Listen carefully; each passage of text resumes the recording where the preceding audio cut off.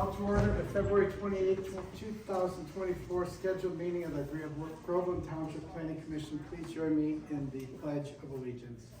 I pledge allegiance to the flag of the United States of America and to the republic for which it stands, one nation, under God, indivisible, with liberty and justice for all. Okay, Danielle, roll call, please. Jeff Penzine, Here. David Newbill, Here. Lynn Shank, Yes, ma'am. Neil Lutland, Here. Jenny McKay, Here. Angela Willis, Here. Jim Christopher. Here. All right, first item of business, tonight's agenda. I would entertain, unless there's any proposed changes or discussion on that, I'd entertain a motion to approve. I make a motion we approve today's agenda for February 28th, 24. Second. All in favor of approval, say yes. Yes. Any opposed? Okay, the minutes are approved, or the agenda is approved. Next would be the approval of the minutes from our last scheduled meeting on December 12th. I've reviewed those, they looked pretty good to myself. If any of you had any noted, There were some typos of non-substance, immaterial. immaterial. Okay. Then I guess, that being said, I entertain a motion to approve. I'll make a motion to approve the minutes from the 12/12/23 PC meeting. I second it. Those in favor of approval of the minutes? Aye. Aye. Those opposed? Okay, minutes are approved as presented. So tonight's agenda, I guess moving to communications and notices, we have Springfield Township, I guess, has completed their master plan process, and they are seeking input, questions, comments on the final version. Is that correct, Danielle? Well, this was supposed to go out in January. Yeah. It's now been completed, but Angela and I talked and I got our questions answered, so, Okay. I just forgot what they were. Yeah, well, the only main concern I had was for the changes that they were entertaining. There were some changes, I think, to their master plan that pertain to some land that basically comes to the border of Groveland, if I recall. And I think my whole question about that was, is there anything changing that would cause an issue with Groveland's master plan? Right. That was my main concern. So there was one issue that I found, is that they are changing their zoning for mobile home That was parks the one thing that from to to multifamily, multifamily. which is not anywhere near any of our standards. But I talked to Scott Cree over at Oakland County, and he said it stays separate because of the separate areas. What they do in Springfield does not have anything to do with here. We'd like it to flow consistently, and I would love to see how they get their manufactured housing rezoned into multifamily housing, because that's huge. Yeah. So I don't know what the outcome of it is done, but our questions and concerns that we were supposed to submit were long gone. But I did get those questions answered for us. That was my only concern. Okay. If there was something there that would be problematic with our master plan, where, it's reading through the email when they were soliciting comments, if it looked like we had a concern, to bring it forward, so. Yeah. I figure, okay. if I don't there's think it's so much as a concern, because you don't have to flow with your neighboring community. It's nice to do for your residents, but it's not in any type of guidelines or stipulations. Maybe a guideline, but not stipulation. And I really would love to see how they change it to this. So we'll see if it even happens. Yeah, that'll be interesting. Yeah. So can I just ask, how did you know, because I actually went to Springfield's website. I tried to find the master plan, I found it. It's 214 pages, but it doesn't. There was an email that went out. Danielle had sent out an email back in. It broke down everything for you. Yeah, and she broke it down, and then she laid out what they were proposing, along with their email requesting solicitation. So why didn't you send that email to me? I did. Oh, you did? you were on there. Okay. It wasn't just Angela Willis. Okay, It's fine, 'cause- I spent the better part of 3 hours reviewing the master plan. Oh, It I'm- looks amazing. I enjoyed the read, and I enjoyed a lot of the historical stuff that they Yeah. did. Yeah, they Yeah. did a really They good did. job We on it. do copy a lot of Springfield stuff, which is kind of frowned upon because they put a lot of work and effort into it, and then just for us, we'll copy that, make it ours. Yeah, but No, it's it was a nice benchmarking, document. right? It You is, find but and something it's that- combining it community to community Yeah. that back each other. In So the interest of continuity. yes, really true. But yeah, that was it. Between that and then there was a mining question, which we'll get to in a minute. Okay, so I guess we could move on to item 9 on tonight's agenda. And at this point, we would have to move to go to public hearing, correct? Yeah, but can you do me a favor? Yes, ma'am. Because Liz has driven an hour to get to us and it's really crappy and windy out, can we just do the old business first so she can head home? Would you mind? It really doesn't matter, but No. Well, it's just gonna get, I mean, does anyone have an objection to that? We have to cover it. Do we have to go back and then revise the agenda no. to posthumously note that revision? There you go, we did it, done. Motion? Just kidding, I'm kidding. So we'll fast forward then to item 10 on the agenda, old business. And Liz, thank you for coming tonight. sure. That's much appreciated because when I looked through the materials regarding the ordinance update corrections and then the zoning map corrections, I see that you and Danielle were very busy. You invested a lot of time, particularly in the tables. But I'm glad you're here just to walk us through the substantive revisions that you guys undertook. So the floor is yours.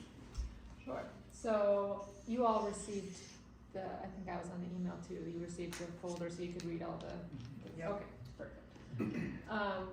Really the only changes were in sections 2.11, which is accessory buildings, structures and uses.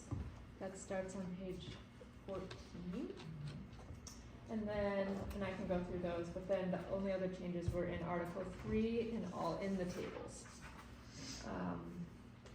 So for 2.11, your current or old, I guess current and old Yeah. zoning ordinance had some specific standards for accessory buildings that weren't carried over. So we went through these, letters A through K, and made sure that the standards aligned.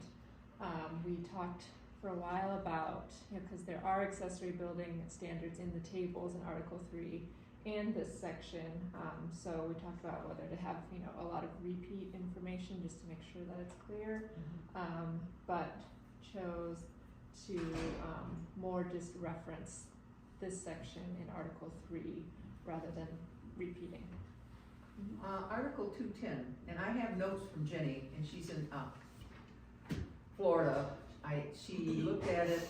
I got home from doing taxes at 4:30. She was on the golf course at 6 o'clock. She called me, and I'm trying to go through what her interest. She said at 210, seems it's more applicable to non-resident structures than residential structures. Is this true? It's accessory structures is A, the article. part A. 210, the one with height exceptions is, Yes, it seems, she said, more applicable to non-residential structures than residentials. Commercial? commercial, yes, that would be non-residential. For 211? And again, Doesn't it, I think it could apply to a residential structure, I'm talking to the section 210, which is different than what I was talking about, but that's fine. Height exceptions, I mean, it could potentially refer to a residential structure, just talking about parapet walls. Most residential structures don't have that, they tend to be commercial buildings, but if there were a residential structure that had it, it would apply. Okay, and just so I'm clear, you only revised or corrected section 211, is that true? Correct. Yeah. And then the tables in Article 3 that correlate. Yeah, because remember the goal was, let's get the accessory building structures, Yes. that all taken care of first, and then we'll make a point of piecemeal, going through section by section, and This seems to be the one that gets more visibility right now. that's had Lot of most usage. variations and, or variances and Yeah. things of that nature. Which Liz and I did sit down and piecemeal probably the language of and the schedule of regulations for the accessory buildings attached and detached, probably the most out of everything. So what it's changed to now really isn't anything other than verbiage to make a better understanding, but it's still the same as our original Jenny Sevigny, The same are we setbacks. reviewing everything or just No. a few areas? just a few areas. 211. Okay, okay. 211, and then the Section tables and Because she's section got tons and tons of notes, 3 Yeah, I know. pages, that, I really can't, she's not on the board anymore, it's a whole I new know, board. but her knowledge is exceptionally. Well, I can't, I mean, she's not here to say anything, so. And to me, that would be continuous improvement, because that's what the current ordinance, so we're focused on just trying to get things corrected in the accessory building section so we can get out of these variances for right now. Okay. So, She's got lots of problems. Madam Gundon, back to you then. Sure. So then there were, let's see, in letters B and C in 211, where the changes were, we took out in the last sentence an accessory structure, it said it shall not exceed 50% of the principal building or 900 square feet. We took out that, just made it so that it shall not exceed 900 square feet to make it consistent with what you currently have.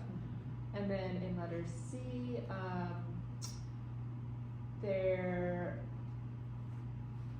your, I think, building code and fire code has a requirement that, buildings need to be 10 feet apart instead of 5, so, here, and then in all the tables, we changed that back to 10.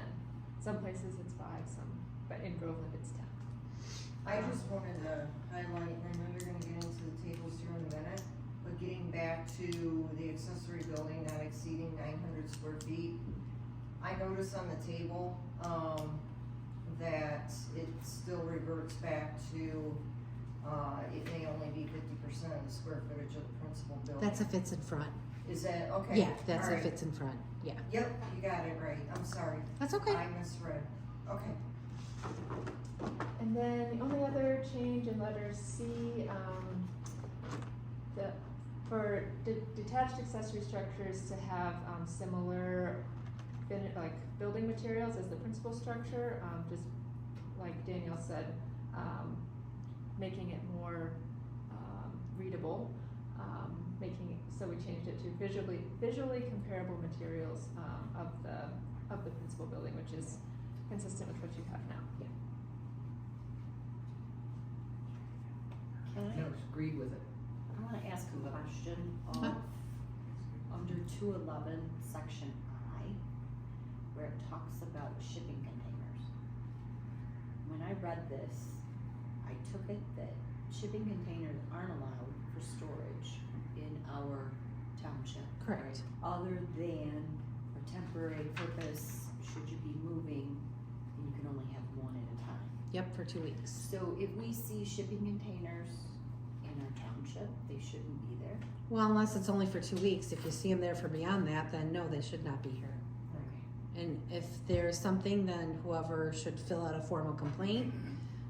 Formal complaints are legal documents, so you have to sign your name and phone number to it. Okay. Thank you. Any other questions about 211? You know, again, just kind of broad brush, the intent was to make it easier, more usable to read, but the same specifications is what we've always had in the past for setbacks, distance between buildings and all that, square footage, et cetera. Yep. That's the way I took it. Yeah. Okay. I'm gonna move to Article 3. Start, so in the tables, REF is the first district, so 3.3. I am on page 29 now.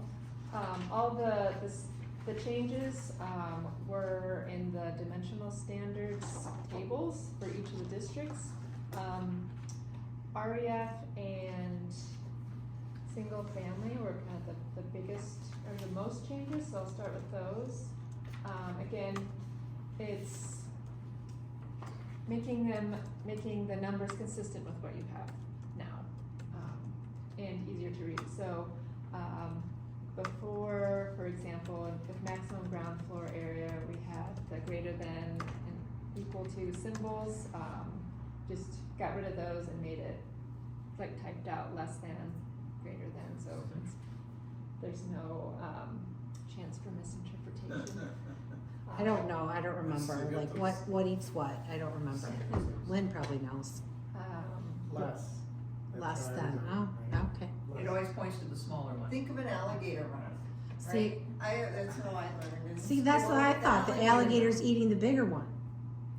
Yeah, the Yeah. point is the tiny one. Yeah, so the mouth eats the bigger. Oh, now I get it, wow, 50 years old, So, because there is some confusion, we've just. clearly.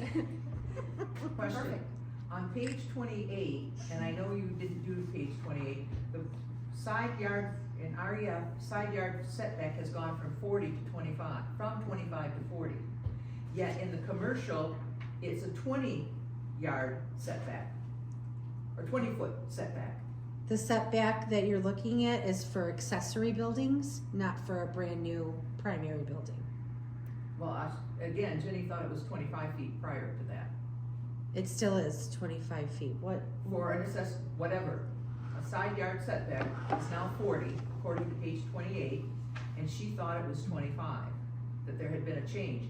But when you look at the commercial, in the Principal commercial structure. area, you can have a side yard setback of only 20 feet, yet residential is 40 feet. This is principal. Principal structure, the front setback is 50, the side setback Is 40. is 40, and the rear is 50, the maximum height is 25. Yes, but she thought there was a change. For Side yard, no? side yard was only 20 for accessory building. For a principal structure, what is it now? 40, that's right. Okay. So you made a change, okay. No, there was no change, it's Yeah. always been, On the Okay. sheet, it's 40. this sheet was never right. This sheet had handwriting on it that never got, codified, updated, maybe? And they were, the accessory buildings were just crossed off here and put accessory buildings setbacks for the side and the rear were half of the primary. So that's the only thing we went by. It's one of the reasons why this whole thing happened, is because this thing was so dragged out. But, it's still the same Okay. since I've been here at least. So then down in the accessory structures section of the dimensional standards table, so top of page 29, in the setback section, they just changed the 5 to 10 feet for the distances between buildings, just like before. For maximum number, took it back to what it is now, that square footage of all buildings on the property shall not exceed 10% of total property acreage, that's what it is now? Okay. Mhm. And then maximum ground floor area, again corrected, the alligators, and, added a clarification that, with an asterisk, that if it's an accessory building is located in the front yard, it can only be 50% of the square footage of the building, so that only applies if it's in the front yard. And then for the materials, again, it's the same as in 211, just that they need to be visually comparable. Fencing standards in REF, changed those numbers to what you currently have, a little bit, I think we made them a little bit smaller, so took them back to what they are. And then, I think that's it for REF. Okay, single family, stop me if I'm going too fast, but sort of the same thing as, You got a question? Yes, are you on page 31 yet? just got there. Okay, I'll wait, thumb up. Okay. It's basically the same changes that were in the REF accessory structure section. 10 went from 5 feet to 10 feet for distances between buildings. The clarification for maximum number, same with maximum ground floor area, and yeah, essentially all the same changes. Now, does prohibit front yard, extra buildings in the front? If it is located in the front yard, it can only be 50% of the square footage of the main House. building. Okay. And that's how it is now, right? No, as it is now, I thought it was. you cannot have a building in the Okay, That's single what I that's family. what you get variances for. a In the lot. single, Okay. yeah, So should that language be removed from that table? that's up to you guys. It should, because I think it would add confusion. I agree. It has to be removed from that table. So if there's a particular zoning where it's not allowed, it shouldn't be in that particular table under that zoning. Is it currently allowed in your REF district? I was just gonna ask that. Yes, it is. What is it? It's not, if it's like materials and 50% of the square footage, it is allowed But in it has to go to REF. ZBA. No, it doesn't, not in the REF. In the single family residence, it would have to go to the ZBA for anything in front of it. You can't put in the single family residence, cause there's such a small property acreage wise, Then that- nothing can go in the front. So that The would, variance would have to be to put it there anyways. so that's what we gotta do, is we just have to make sure on these tables by zone that if it is not allowed, then it needs to just be taken right off. That way there's no confusion, cause otherwise someone's gonna Well- read into this And the and intent think was to that they keep can this have as it. it was. Yes, this was one of the changes though that was made in there for the accessory building. Because this is what the variances we get, because we were gonna change the accessory building, we were gonna take it piece by piece. Yeah, Could I add something? Yeah, go ahead. So oftentimes you make changes to your zoning ordinance if you're getting variance requests all the time for the same thing. Right. So if you're getting these requests all the time, it might make sense to change it so you're not, getting repeat variances over and over. Are we getting this request for rural or single family? Everything. And So it seems odd The that BZA single family would well, the have that in BZA has front passed yard. all of them, and 3 of them were in single family residence. So oh, you either change it to that, or you continue or to you have you variances. stop. Somebody has to stop giving so many variances. But that's what I'm saying. If you change the language in it What's a lot? to this, Yeah. What's One. a lot of requests? One is a lot? any approved variances, 1 is a lot. Like you said shouldn't. were getting a lot of variance requests for the same thing. I just wondered what a lot was. Is 3 a Ye- lot? There's a total of variance requests for pole barns or accessory building in the front yard. I think there's a total of 9 that we've had in the last year, 7 or 9 or something like that, and that is a lot.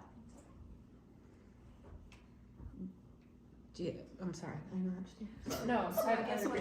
I guess what I hear being said is we're allowing it as long as it meets the minimum requirement of 50% of square footage of the principal building Well, that's what I was gonna ask. what are- has the, similar visual comparable materials as they. So that's what it says now, single family resident, because there's been a plethora of ones that have been granted as yes. Right. Now changed, I would think would change the ordinance to say that it is allowable. Oh, I see what you're saying. Or the BZA has, we have to be more Continue strict with the or something. variances. So if you didn't have this provision in here and you still got all the variances, you could, and the ZBA allowed it, you could have one that's, 200% of the principal building if they Yeah. approved it. But by at least having it in here now, you're putting that requirement in there. And then it would be a variance if it was larger than the. Yes, Right. or not like materials. Yeah. Which it would stand across the board for everything, for single family residents, for, So someone could put Ma- an outbuilding, an accessory structure in the front of the yard in any single family residence up to half the size of their house. That's As long as right. it, And as I long think as it that's meets gross. all the setbacks. and it's Yeah. like materials. Mm-hmm. And it looked like Grange Hall, the big blue barn. Yeah, I don't like that. No, this is a detached. Well, I know, but. No, it wasn't wouldn't look like that. Originally, when it was put up, he was going to not have it attached. And then Well, they it made wouldn't look like that because he didn't match his house. He's Right, got a brick absolutely. house. This you would have to match the house. Right, So it would right. have to look like, so it wouldn't look like the big blue barn. So I could put a 10 by 10 shed in my front yard? Like materials. That's how. If it's under the square And it footage of meets your the house, setbacks. yes. Yeah, I'd rather see him go to get a variance for something. I agree. You Yeah. know what, so what? That Well, I'm or- telling- I don't want my Okay, well neighbors then- doing that. I would- That or change the, I mean, to me, I don't have a problem with an accessory building in the front yard of a single family residence, as long as it's meeting the setbacks. What I have a problem with is the 50% of the square footage of the principal building. To me, that's excessive. I mean, if it was something that was smaller than that, that's a little bit different, but I'm not sure about, I mean, cause if you have 1,000 square, I'm talking 1,000 square foot home, which is nothing, you're allowed to have a 500 square foot building sitting in the front yard. I mean, they can have a 200 square foot and put it wherever they want. Yeah, it's, Can I try to, I'm very hesitant to interject into this, cause I sit on the BZA, yeah, as you guys know. yeah, so what's your, Well, I think everything we're kind of swirling around is really what prompted the BZA to bring this issue forward to begin with. Because we were seeing, like, as you indicated, Liz, we were seeing a high frequency of variance requests related to detached accessory structures that were not in the rear yard. They were either adjacent to the principal dwelling or they were in the front yard. A lot of those, from memory, I don't remember there being 9. But maybe I just didn't know what I was doing for the first 6. You may not have I been. remember 3. Not the front yard one. There was Training mode. 7 or 9. It was 7 or 9. I don't remember. I know. There's practical difficulty, or there's a second qualifier that, I guess, should be given due consideration for variance approval. I can't recall what it is. The But- land lay of the property. But the problems, in our estimation, were coming from the language of the ordinance. So we brought it to this commission's attention to revisit that language. And we somehow got then derailed into the land of There's the mistakes. ordinance revision was inconsistent with the earlier version. right, So we right? just wanted to get it aligned with the earlier version. So, but the purpose of the meeting tonight is just to reconcile and make certain that the corrections that were made and then made again are consistent with the earlier ordinance. Okay. We're not getting to the merits, as I understand it. We're I not thought we getting could to the just squeeze merits this of the in revision. and not have another meeting, but if we need to have, Pardon? I thought we could just squeeze this in and not have another meeting. Oh. But if Well, we everyone's good need with to that, have a then. meeting about it, that's fine, we'll Yeah, take it off and revert it back. I think this merits more discussion. Yeah, I Because I'd agree. like to know, I would like to know all that was involved in terms of, what those variances look like, how were they moved forward in terms of what was the approval? You know, going into those type of details and then taking a step back and saying, okay, what from these variances, is there something in this ordinance where we need to flesh out something? If we do decide to allow an accessory building in the front yard, what are the requirements that go behind that? So we A, minimize the number of variances, but then also B, we're doing it in such a manner where we're not just opening it up for someone to put 2,000 square foot accessory building in front of the home if they got a 4,000 square foot house. So I think it needs to be merit more. All right, that's discussion. totally up to you guys. Yeah, so what I would propose is to let's focus on aligning this with the current ordinance and remove, That's basically saying not allowed in the single family yeah, housing. remove the areas where you point out, accessory building located in the front yard. Take that language out for the ones right now that don't allow it. I might agree with you, Jim. So, a couple points of clarification.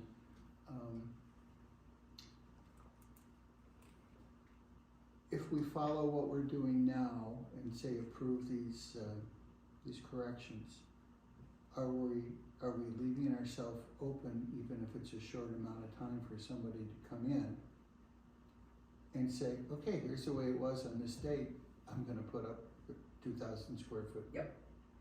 Well, that's what I'm saying, But it is has to to go to the board. remove. I'm not saying that. If we change it, Jim, if we change it to what I have now, people will be able to come in a single family residence and put up an accessory building, front yard, like materials, half the size of their home. And what I'm proposing is, don't do that. Revert back to what the ordinance is as of today, the original ordinance. That they're not allowed at all Where they're in not single allowed. family residence. To Okay, I agree me, with just get it aligned to how it is today.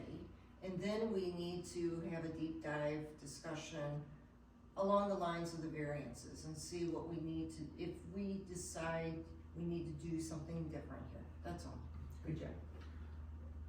So what Jim just described as being unacceptable, and if I can use that word, that was not intended. That is not a change that's consistent with the former ordinance. That was a change based on all the approvals from the BZA. Just automatic, you just granted it as long as it's less than 50? I didn't grant anything. I This know, is, you're voting board, on it right board, now. Board. I don't know, you I gonna know, grant it or I not? saw Mazzarelli when she said, oh, we do what everybody else, let's just do this one too. I want to add that the frequency, and I think it was either discussed here or somebody in private suggested that the frequency of the variance requests were from newer, let's say, newer people in the community that didn't really know the ordinance before they built, and therefore were asking for a variance, and some of these homes were very small. So, I'm not discounting the frequency, but it is certainly a possibility for somebody to come in and think it's their God-given right to build an outbuilding, and that's in part why you come out to a rural area to do that. So I just wanted to interject that I'm not insensitive to the frequency of it, but there may be a reason other than a problem with the ordinance. And I would tend to agree with that. Well, I think each of there them is a failure has- of due diligence in some instances, but in other instances, I think there's topographical challenges Yes. that, a longtime homeowner may, want And to- that's why I think you should get a variance for that, because Right. there is some subjectivity to that. And again, maybe I'm getting off topic, you guys, but just because if we were to leave it open-ended, I think there are other choices for the community than necessarily putting in the front. And I'd rather leave that up to a board to decide rather than indiscriminately letting the homeowner do it. And I think removing some of the subjectivity was the hopeful anticipation of the BZA, because some of the former provisions of the ordinance, that spoke to, like materials and size, Mm-hmm. on a percentage basis, were problematic. Yeah. Is that a fair statement? Oh, yeah, definitely. So, I just think which, it's a board that maybe needs to come together a little bit, because one side is so far one way, the other side is so far another way, and then there's Yeah. one in the middle. so back to tonight, again, maybe I was off target, but the table revision, at least with regard to section 3 for REF, that's correct. And that is consistent with the existing, or the Correct. the existing ordinance. But as we move to,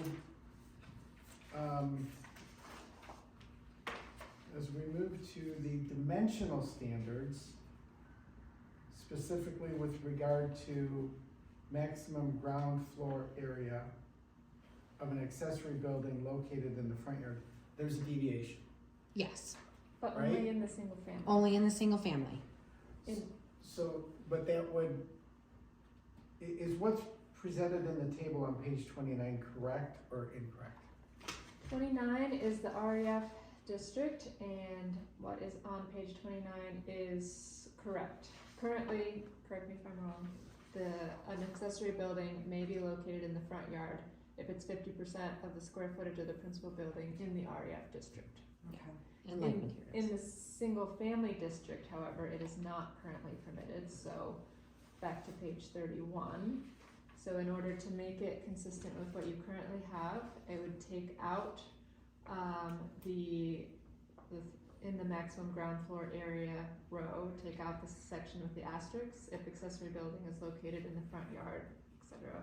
You take that out, and then also take out in the permitted locations row, it currently says for residential use, it could be in the front yard, side yard, or rear yard, but only one in the front yard. It'd take out anything related to the front yard. Yeah, I think having it consistent with the current's the right thing to do, and then we just can have a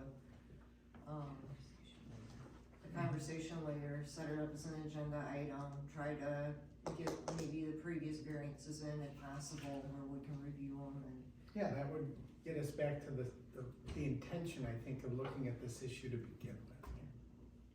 Is that fair? Yeah, sure. Liz, I have one question. What is the asterisk behind maximum ground floor area? What is that denoting or referring to? It's in the next column over, it says if an accessory building is located in the front yard, it may only be 50% of the square footage, so it's making it I clear got that 50% only applies for the front yard. Okay, thank you.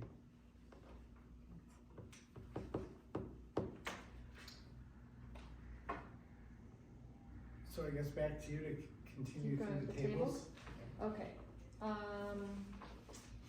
that's pretty much it for single family. Going to multiple family, dimensional standards.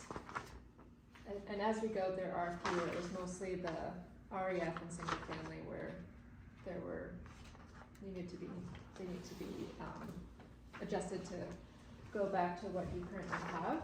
But in multiple family, I'm on page 34.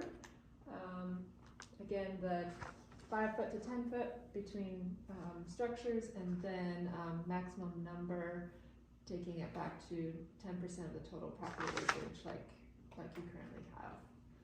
And then landscaping and fencing, again, bringing those maximum heights up to what you currently have, to 4 in the front yard and 8 in the rear and side yard.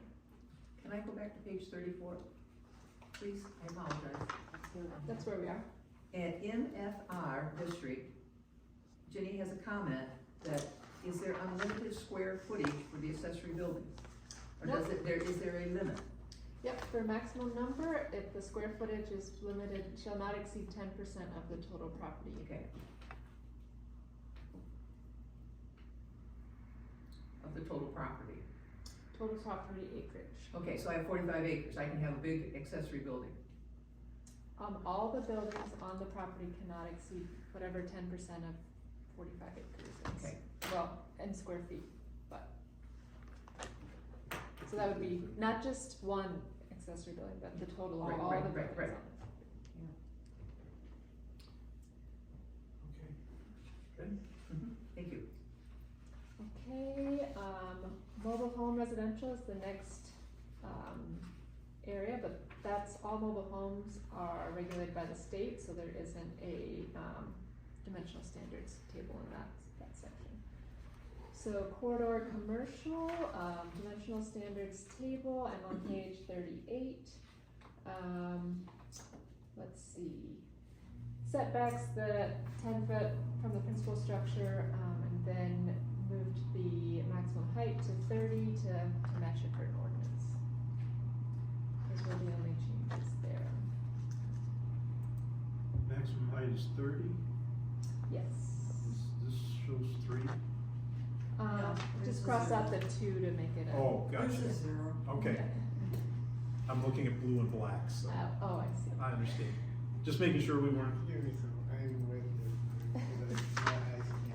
In the commercial, is there's no limit to the number of buildings as long as it doesn't exceed 70% of the lot coverage, is that correct? That is not. And again, I'm Oh, reading yes, her, you're right, yes, maximum lot coverage is 70%, so okay, yes. I'm just reading her notes. Yep, that's accurate. Okay. That seems like a lot. Sometimes in commercial areas, lot sizes tend to be smaller, like if you think about, I don't know, a downtown, it's not necessarily applicable in Groveland Township, but a downtown area, lots are very small, and so the lot is typically, most of the lot is the building, so that's generally why in Okay. commercial areas, the lot coverage is bigger. Okay, next is flexible corridor, so those are 2 separate sub areas, so in the Grange Hall commercial dimensional standards, I'm on page 41. Changes the maximum height for both the principal structure and accessory structures to 35 instead of 25, and then corrected the less than or equal to be written out.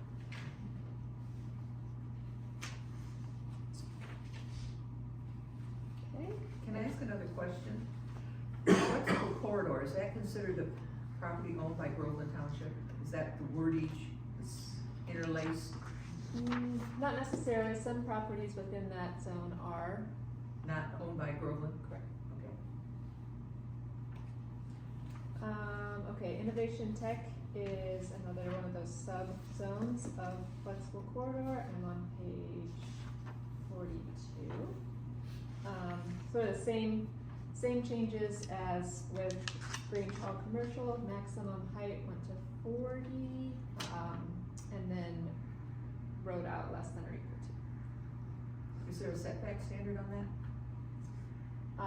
For accessory structures, it's the same as the principal structure, but, which is, front is 100, side is 50, rear is 50.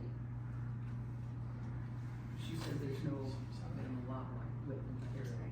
40 feet.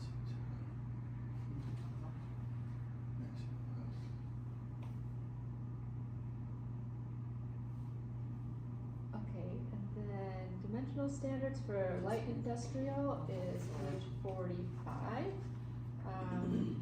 Again, the distance between buildings to 10 feet and then maximum height 40 instead of 20.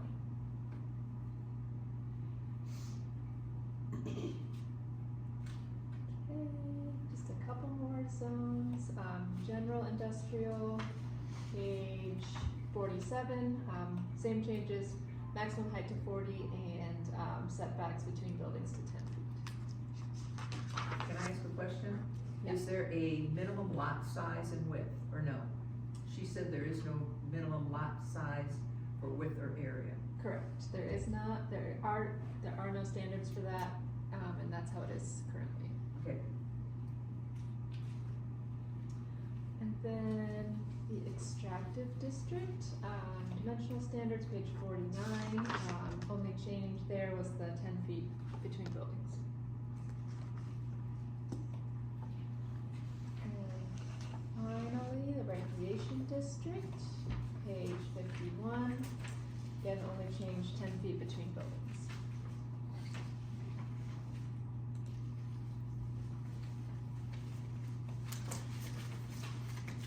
So it sounds like the one change to make is in the single family district to take that, all the front accessory building language out.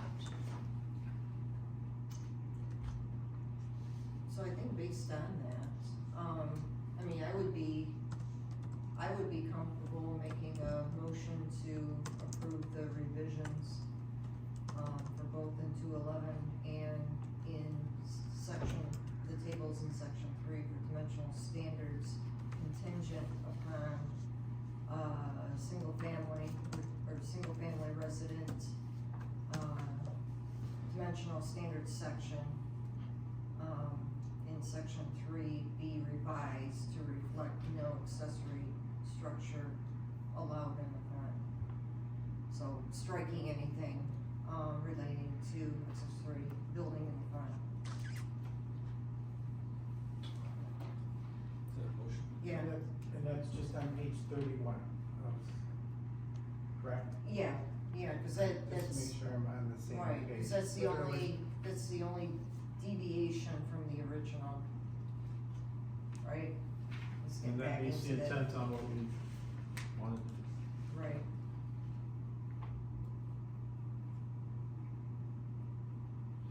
Or should we wait until that's revised before we say It's revised. anything else? She just did You can it. do the motion, and as long as you do the contingent of the revisions, so it'd be noted.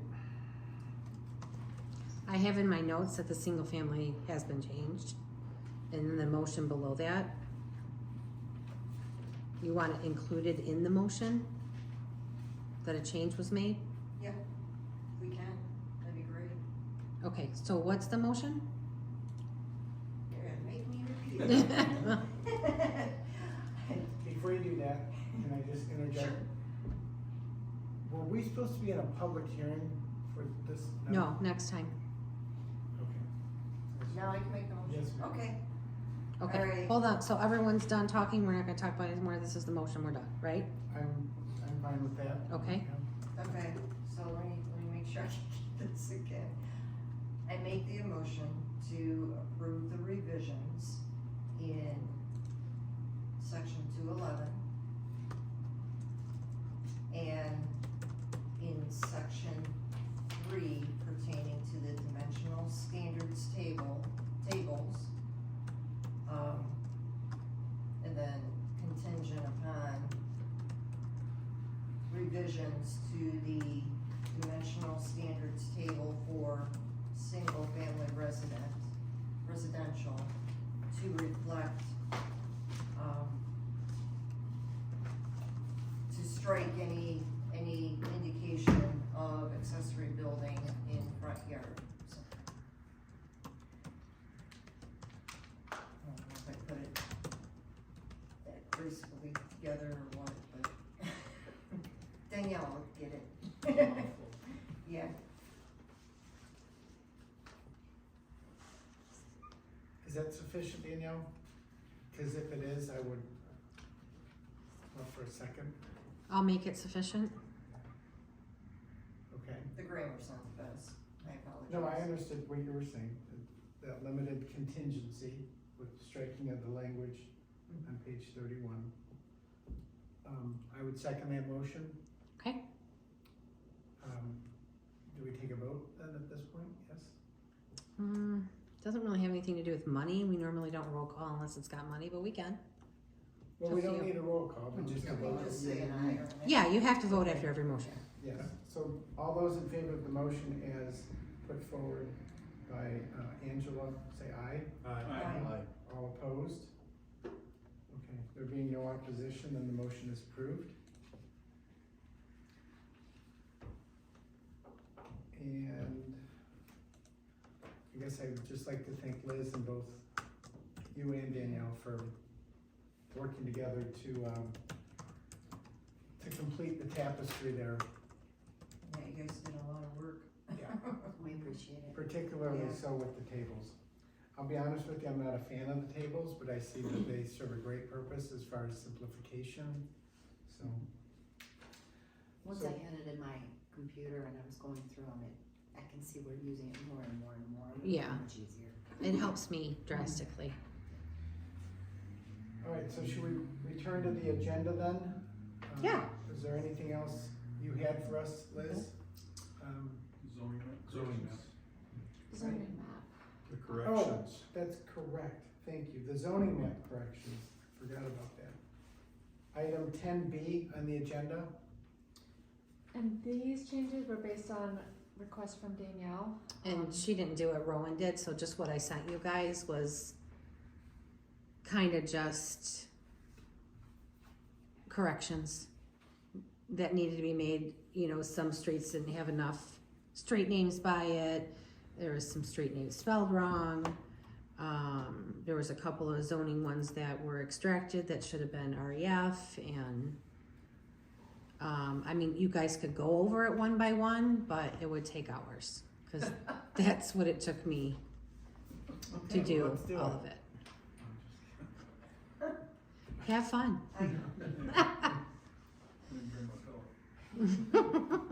You and I talked in the office, it looked like there were some changes on the south edge, just some extractive that was supposed to be Dixie overlay. Mm-hmm, A couple, and that's shown in the crosshatch at the bottom. mm-hmm.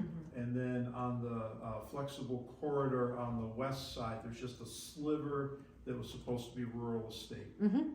And I've put these two together, flipped them back and forth, that's all I could see on this map. That, for zoning ordinance wise, that's the only thing that that really changed. There may have been one other single family resident, a small one, that somehow got reverted back to a rural estate farm, and I changed that back to single family. But like Bird Road has got, like, down here, little tiny Bird Road, and it's a pretty big road in our community. It's pretty main road, I guess you could say. So anything that was main roads that I couldn't identify right away, I just had Rowan either make it bigger or add another Bird Road list somewhere farther along the map. But you know, I think layering was spelled wrong and just little stuff. But I literally took one map section by section by section through the whole entire map and compared it. So if there is anything else wrong on this map, I will be surprised. And I'm not saying that because I did fantastic. I did it for so many hours and so many months that I know that map Thank you. like So the then back of my hand. Do we need an approval or a recommendation to the board for the revisions to the zoning gonna- map? Liz is gonna explain to us what we do next. Okay. We'll need it, we will for everything, but next is, But really, a zoning ordinance includes the map, so it doesn't have to be a separate motion, but since it's listed as two separate things on your agenda, you could do the same thing that you did with the zoning ordinance, the So- zoning language So correction. basically, I can make the motion to accept the changes as proposed or as reviewed in the zoning map. so do you just wanna say motion was made by Willis, Yeah. well, we just to move forward with the zoning ordinance update process as scheduled and schedule a public hearing for, to move forward with the zoning ordinance update process and schedule a public hearing now that the corrections have been made with the single-family residence to still reflect any accessory building in the front yard. Yep. Good? That's good. And maybe just add including map changes. Yes. Yep. Include the map Yes. changes. That way we get it all in one.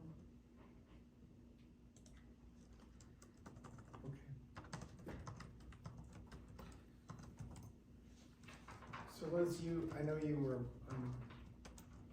due to inclement weather and travel, we kind of revised the agenda to put you ahead in the schedule. Did you wanna speak to the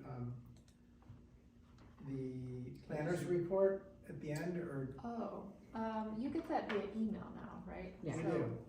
I don't have anything to add, it's more just informational anyways. Okay. So, but if you have any specific questions, I'm happy to answer anything. Could you hit the road, Jack? Yeah, I guess, thank you for being here tonight, we appreciate it. Only thing to add is just in terms of going forward, it's pretty much the same process as before. So public hearing next month and then. We'll do a public hearing next month. I gotta put out a notice first. And then it'll go back to Oakland County. There really shouldn't be as long of a review with them since, No. it's mostly. I know Scott Cree real well, so And it won't be then- crazy. And then, back to the township board. That's when you'll ask for recommendation of approval, and then they'll hopefully finalize it, and we can be done with this. Okay, thank you. All right, so returning to tonight's agenda, I guess at this point we would entertain a motion to enter into public hearing. Yes. Hold on 1 second. Yeah, and then, Yeah. Thanks, okay. All right, sorry. I'm sorry, go ahead. So we're focused back on item 9, public hearing. Yes. Agenda for this evening's meeting. Should I make a motion at this time to enter public hearing? Mm-hmm. Yes. Okay, so I would move that we open the public hearing for file number PH24-0001, which is the temporary structure application for parcel ID number 02-36-100-030.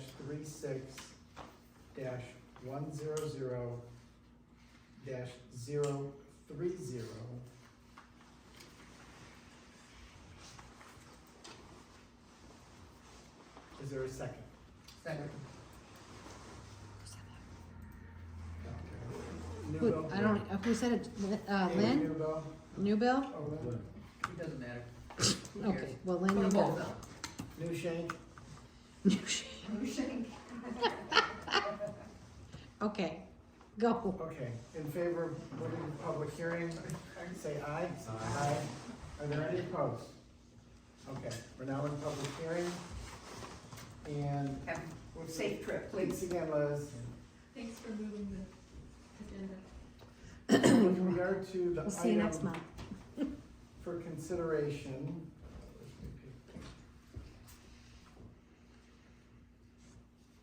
All right, this is for the temporary structure application.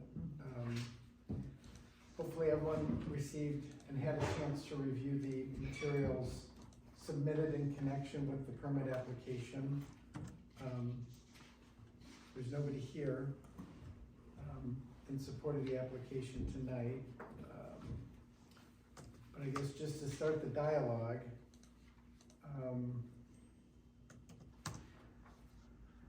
my thought would be to consult the ordinance first, to see what Are you going to do the the ordinance would 54, require. 836?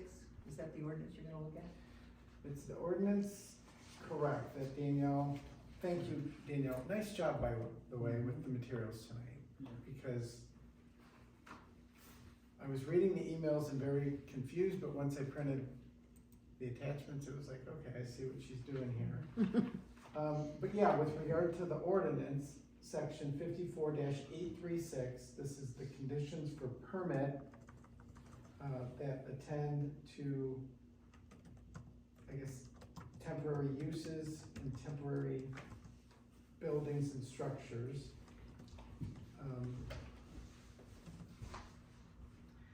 I guess I was focused more on subsection 2, which would be the provision pertaining to temporary buildings. In this instance, because the applicant isn't here to kind of expound on what we're talking about, there was a fire of a dwelling, correct? Yep.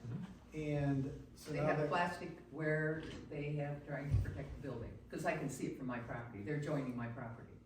I think they're undergoing the repair phase at this point. They're rebuilding and doing what they need to do to return to the status quo.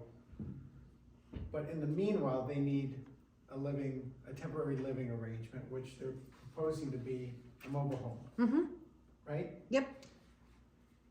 So before us is whether we wanna approve or recommend approval. No, you're gonna approve We will or, approve.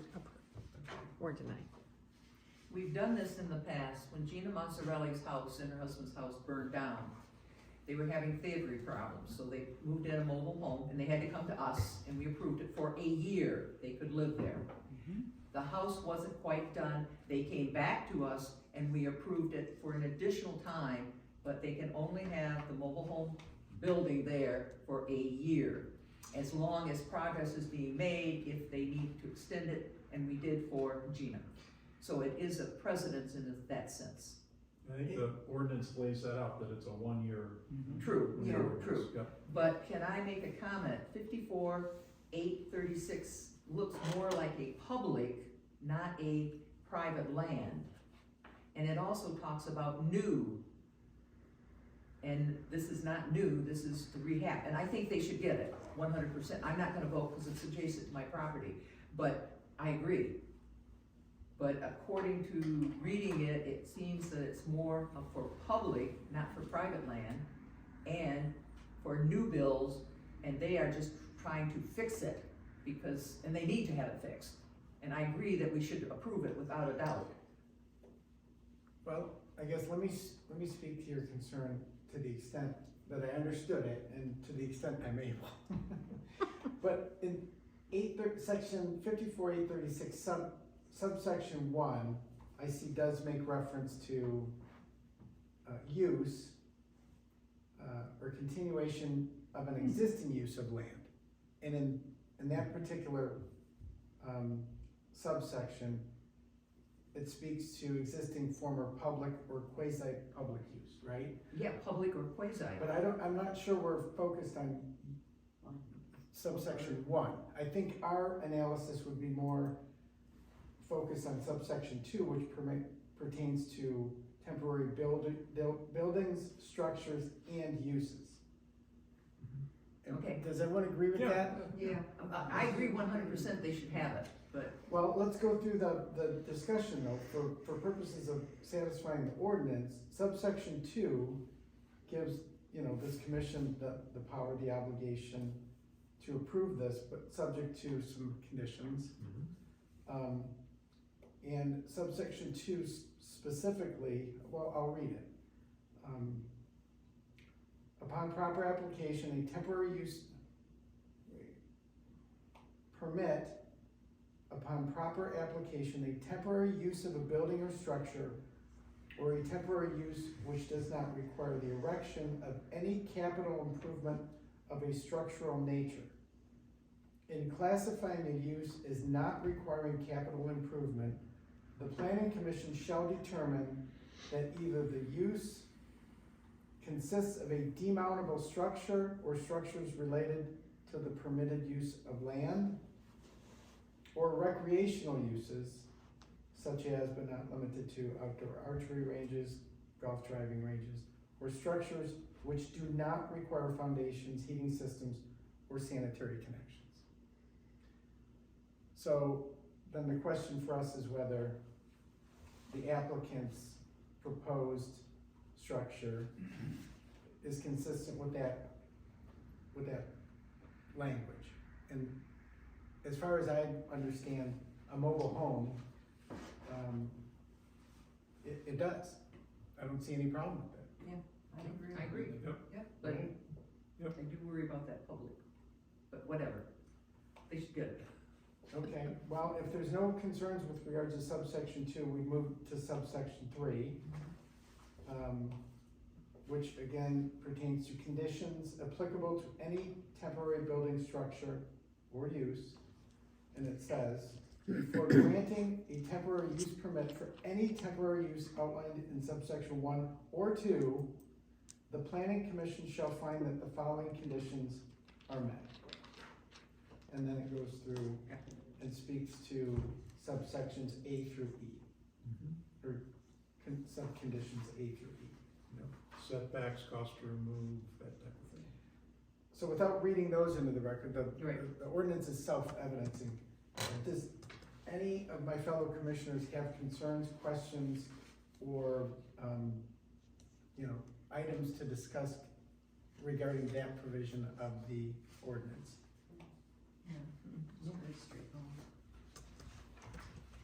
All right, so then moving to the next subsection, it's like subsection 4, which then, that speaks to the durational element of the approval. If approved, the permit would be of 1 year, post date of issuance, correct? Yes. So,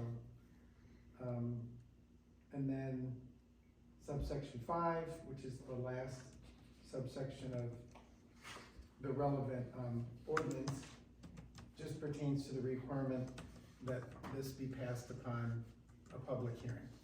Or notice, public hearing be given to this approval or denial, whatever the case may be. So the only, I don't know, I personally really don't have any concerns, with regard to what I saw in the materials. The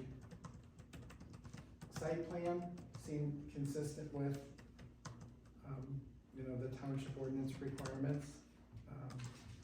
There's proof of bonding. There is, adequate notice was given by Danielle regarding the public hearing. I don't know, personally, I don't have any questions or concerns about the applicant. Just wanna make sure that the Kugelbauers understand this is a 1-year Yep. special use. It's the permit that they signed is 1 year surety bond, and if they don't have it over 1 year, I mean, I'm not gonna boot them We the come day back when we of. talk. Yes, They have to if come they back call to us. me, And we have to Just approve it. like the other one. Yeah, that's like more than mozzarella. fine. Just to make sure this isn't somebody who's not doing anything on their house and Yep. now living in a trailer. That's right. So I think it sounds reasonable.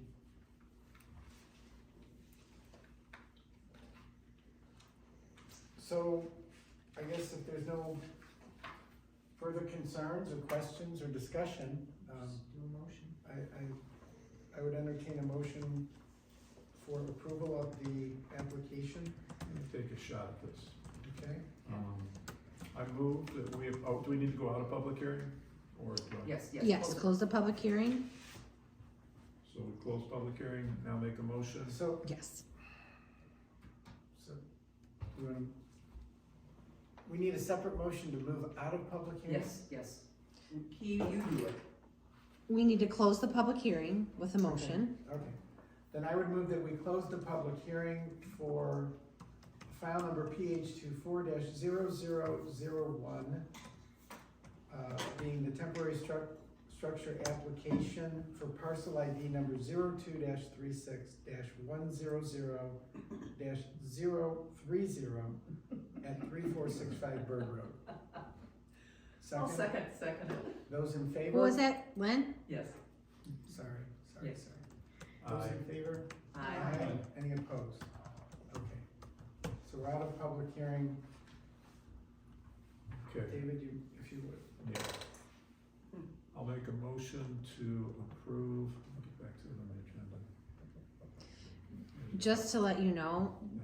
I just wanna tell you this real quick so you don't have to go through and say everything. All I do for these motions is when they're a public hearing is I copy and paste that public hearing. Okay. So a Right. motion was made by Lautland and seconded by, to approve, blah, blah, blah, blah, blah, blah. Yep. So you don't have to say all of it, but you can Right. definitely make a reference to the parcel ID number and the TS number. Okay, so I move we approve, PH 24-0001, to allow a temporary structure application, be approved for the parcel listed in the meeting notes for 3465 Bird Road, to allow a temporary structure, based on the requirements set forth in ordinance number, section 54-836. I'll second it. Okay, any further discussion before we take a vote? I just have a silly question. Okay, Everyone's referencing PH 240001, but the application number on the application says TS 24-0001. Is there a reason why it's different? I mean, public hearing is for TS 24001. Okay. So as long as the whatever number you're referencing can get to all the numbers. So Okay. that's why I just include all of it plus the ordinance it reference in the motion. All right, okay, that was it. okay, thank you, Angela. All right, so there being no other questions or comments, we'll take a vote at this time. Those in favor of Neil's motion as stated, say aye. Aye. Any opposed? Okay, there being none, the motion for approval is approved. Do you guys want to do a roll call on that one or no? There's no money involved. The only way there would be money involved is that if we'd have to use the bond. Oh, that's right. No, there's no roll call. Roll call. Yeah, please. Okay.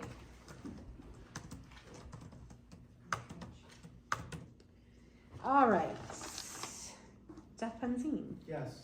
David Newville, Yes. Lynn Shank, Abstain. Lynn.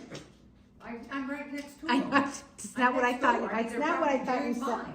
It's not what I thought you said. I thought you said I stink.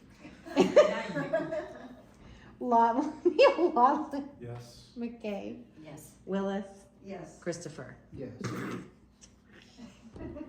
You are too easily amused. Thank you, Angela. Which I thought she She's said. bored. I stink. All right. You know, my wife turned this down as a date night opportunity. Oh my God, she's crazy. We should sell tickets to this, Can't believe man. it. I told her this doesn't bode well for our future. So, back to the agenda, I guess, moving to new business, item 11. We have the possible new mining property.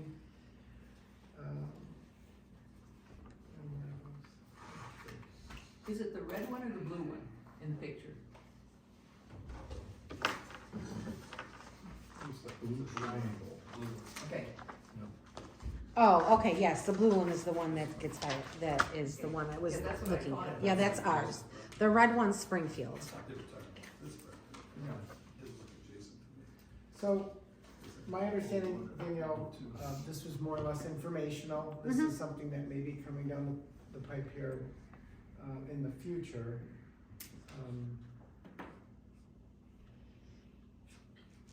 And, I don't know, maybe you could speak to the backstory here? So, this piece of property, I also wanted to tell you guys that up here is a map, a bigger map. I didn't copy it because I can't. Of the property, of the whole mining site. But this is ours right here, so I don't know if everybody wanted to come and look at it. It's not a very big site. Our ordinance does say that you need 40 acres or more to mine. Oh. But- 23.63. Well, and yeah, it is. They're actually really only mining like 11 acres of one side because they got big setbacks to go by in the berm that they have to finish at the end. So there's like 14 acres on the Springfield side, but only 11 on ours. Now, eventually our ordinance is going to become null and void because of the mining bill. It's gonna pass just because it's been on for so long, and when it's on for so long and keeps repeating itself over and over, it's only a matter of time before it passes. So that being said, with all our mines, we have what's called a consent judgment, and that's basically like we kind of tell them, no, you can't mine here. Well, then they have to like kind of sue us, and then we go to court, and then we make a consent judgment. The consent judgment is basically our ordinance in its entirety, or like the pieces of it, like hours of operation, your truck route, your setbacks, the reclamation of it. So it's all what's in our ordinance broken down into not 54 pages, whatever it was. And then you take it to court, and then you get what is called a consent judgment. And that consent judgment is a legal document signed by the court that will do better at holding up than just someone, here's our mining permit, follow our ordinances and be done. So this consent judgment is usually the route that they go because it's stronger than the ordinance. And they've done it, all the pits that we have right now all have consent judgments. So, Does this company currently mine in our township? No. the funny thing is that Boss Engineering has been in representing them, and he did come in to meet Bob and I, the engineering and the guy that actually owns this property, and he didn't have a business card or anything like that to give Bob or anything like that. So we've been trying to get, Bob's been trying to get his name and who he works for, his company name or something, and even Springfield doesn't know it because this Boss Engineering has been representing them. So I don't know who it is. But Bob was supposed to call today, Boss Engineering, to get a name and a business or something so we could look up the guy. I don't think he did that because he wasn't feeling good. He left again today. But they're currently mining in Springfield. I happened to drive by there today and not looking, but I noticed the house, the parcel 03, that used to be owned by the River Church. Mm-hmm. Do they still own that? So the River Church owns this property still. This They mine, still own all of this? all of it, yes. Okay, Now so this piece right here, I don't think it's owned by the River Church, the one piece that's like with the house. cut out of it. Yes. Yeah, that I don't That was the main think. house on the farm. I think somebody bought that and is using it as like a wedding venue or tried to use it as a wedding venue, but I don't think it ever successfully went through. This is Springfield side. Yeah, did you just ask about the River Church? Yeah, see, the River Church, okay, so the River Church originally started in that house, long time ago. Really? They outgrew the house and then they bought this piece of property. And so I was questioning whether they still owned all of this. And Danielle is telling me they do, but she's not sure who owns the small farm.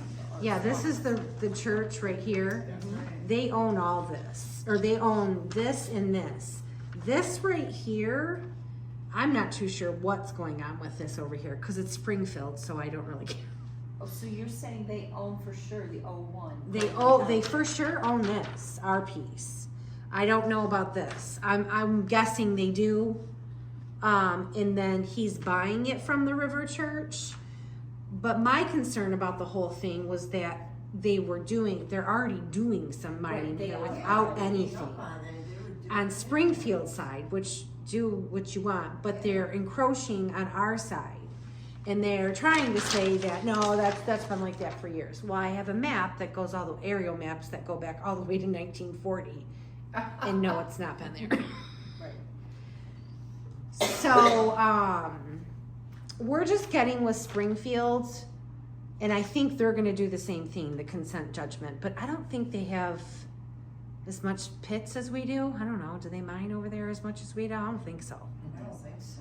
So, they've never even On the other side there. got a permit set up to like mine properties. So they kind of been doing this like seems to me like Springfield knew about it, but was like, we're just gonna, and didn't say anything. Well, if someone's mining, there's money on the township part to be had on that, mineral rights or whatever it is. There's, we get a kickback from stuff like that. So that's what made me first concerned about this.